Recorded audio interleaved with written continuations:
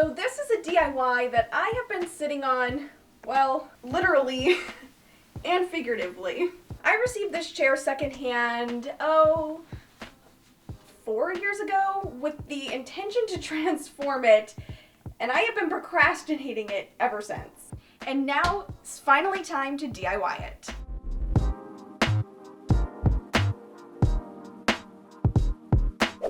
This chair is so ugly that I've been hiding it under this blanket, but I think it's time to finally reveal it.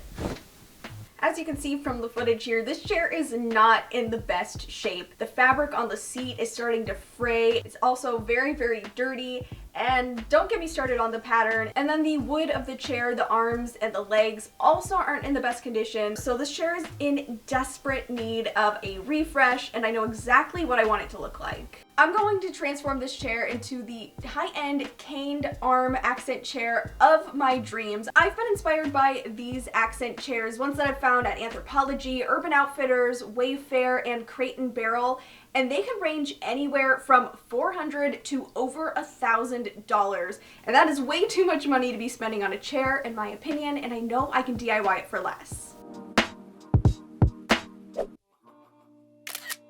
First, I want to take some pictures of the chair so I can get an idea of how it was assembled. This is going to make it way easier to put it back together. This is really interesting. As I was taking pictures, I never looked at the bottom of the chair. It actually has already been reupholstered once, so that almost makes my job a little bit easier to kind of figure out how to piece this back together. Now that I have plenty of photos of how this chair was put together, let's take it apart.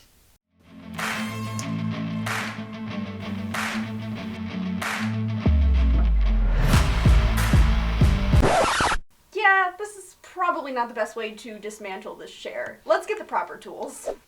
Now is the part where we start removing all of the existing fabric on this chair, and when I tell you that I'm nervous to start doing this, I mean it. I am so afraid that this is not going to work out, but I'm going to first go in with this little staple remover and remove the bottom piece on the chair.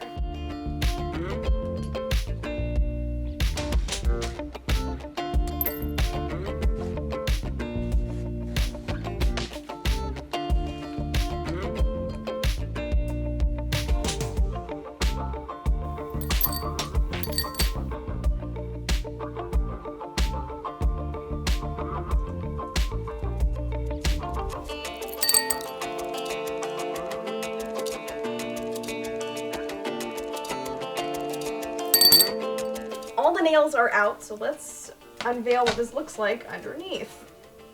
Oh geez, this is gross. That is really gross. Look at that. Great. I think I'll replace that.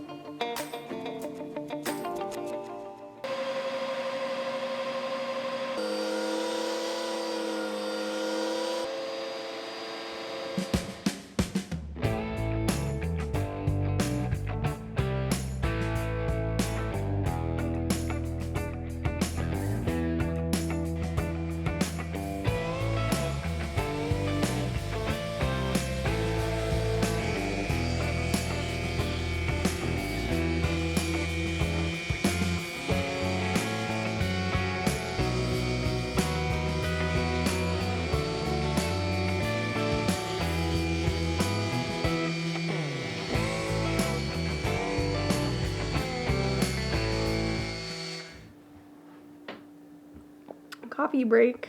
The sanding is done, so now let's move on to the fun part, painting this chair. The paint that I chose for this project is Valspar's cabinet and furniture paint in the color Black Magic because I wanted a nice black color that wasn't quite a true black. All right, are you ready? The first stroke. Now, using this paint, it says on the can that it does not require a primer, but I did find that it took about 3 coats to get this chair completely covered in the paint. I think a primer would have made this a lot easier to work with, and also the dry time is incredibly long on this, so it would have cut down on the number of steps and days for this project.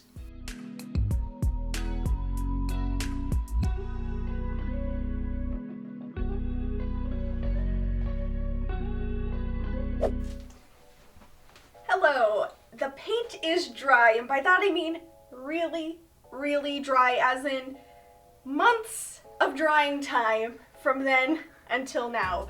I don't know what it is about this project, but I keep procrastinating it, but I decided it is time. We have to finish it, and in order to do that, we need the fabric.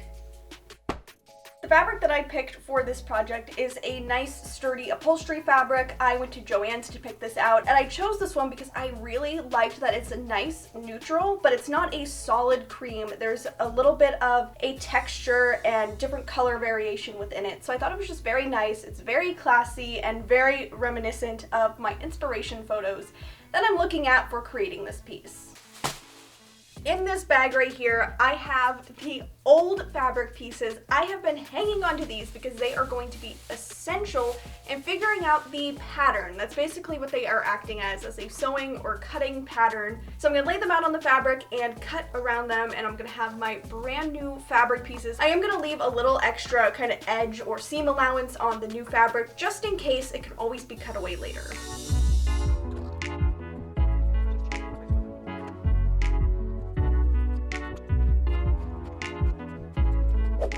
I'm finally back in the same room with the chair. It is time to upholster it. Now what we're gonna do is take a regular staple gun and begin applying the fabric to the chair, and I figured we'll just start with the seat cushion. Just felt like a good place to start.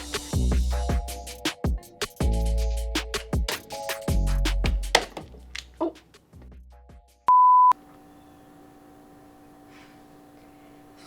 So that definitely did not work with the staples that I was trying to do.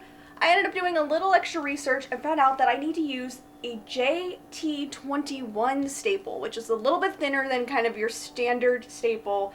Also meant I had to get the special staple gun for it. Let's give this a try and see if this works a little bit better for adhering this material to the chair. I put in 3 anchor staples. Now I'm gonna flip the entire chair over and get to the back of it. Uh-oh. Losing the batting here. That's okay, we'll put it in later. And we'll flip this over and we'll repeat that on the back just so that the fabric is nice and pulled tight around this chair.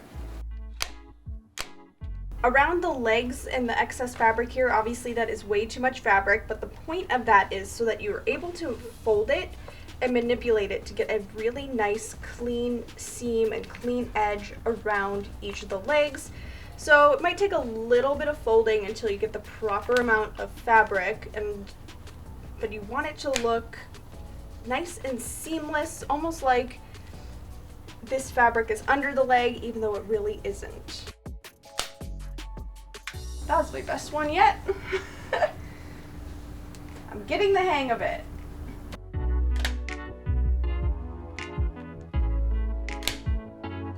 And throughout this, if you remember the pictures that we took of the chair prior to deconstructing it, they come in handy when you're reassembling the upholstery because you have a perfect reference to know what the chair looked like before, and then all you have to do is copy that.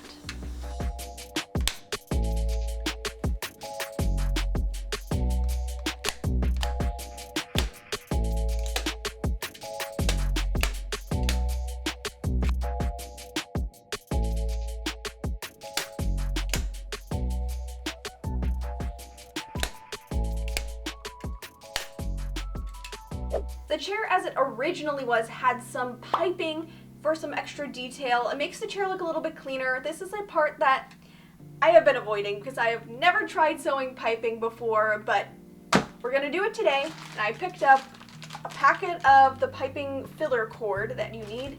It is 10 yards, but I measured around the chair the original piping, and I need about 4 yards for this project. That is giving me a little extra just in case I mess up as well. And my fabric is 2 yards, so I'm gonna have to cut out 2 strips of this fabric, and I'm going to be cutting my fabric strips 2 inches wide. I just want to give a little extra room because this does get stapled onto the chair rather than sewed into this project. And to make it a little easier, I have this little rotary cutter in my sewing stash that is 2 inches wide, and it will give me a nice straight cut. It's actually for scrapbooking, but it works on fabric too.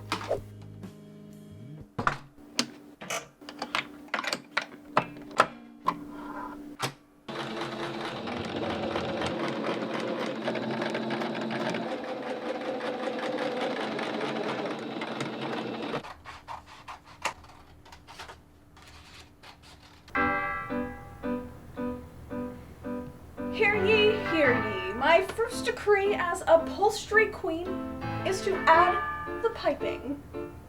To apply the piping, it was previously stapled down in the original, but I'm going to use some hot glue. It's going to be quicker, it's going to be easier, and it's still going to get the job done.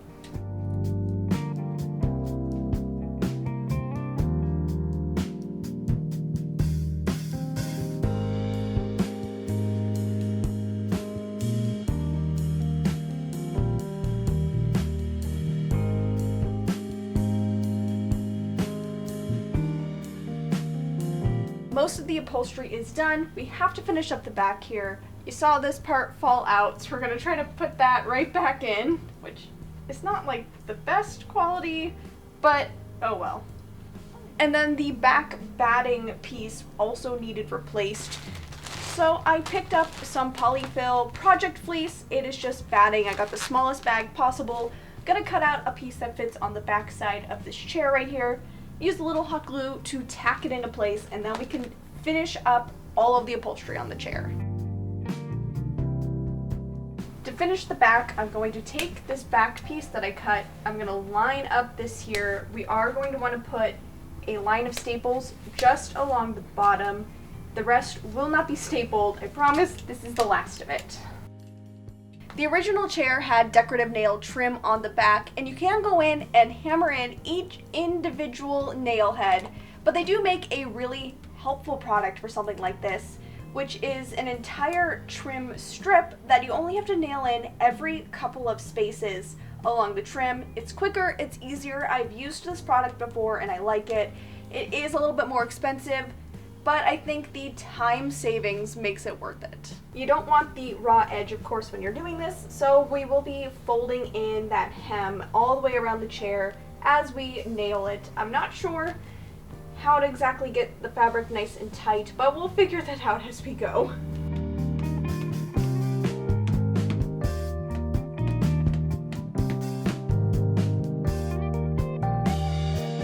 We are to the final stretch of this project, and that is adding on the cane webbing. I picked up this sheet of cane webbing off of Etsy. I'll be sure to link this in the description box if you want to pick it up for yourself. Now, for the project, I did have a couple ideas. One was to do like the entire arm with the cane, but then another one, sorry, it keeps wanting to roll up.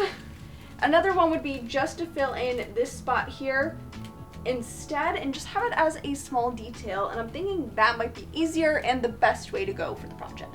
What I'm going to want to do is trim this down to size so that it fits in this little panel area right here, and then we're going to take the cane webbing and soak it for about 5 minutes. That's going to make it way easier to work with. The cane has soaked, it's nice and pliable now, and I'm going to apply it onto the arms of the chair. Now when you do this, it is going to, because it's wet, it has stretched a little bit. So you're going to apply it where you want the edges to be positioned, and then as it dries, it's all going to stretch and tighten up, and it's not even going to look like it was ever kind of in this extra large state. And I'm going to just use my staple gun and go right at the edge to attach this.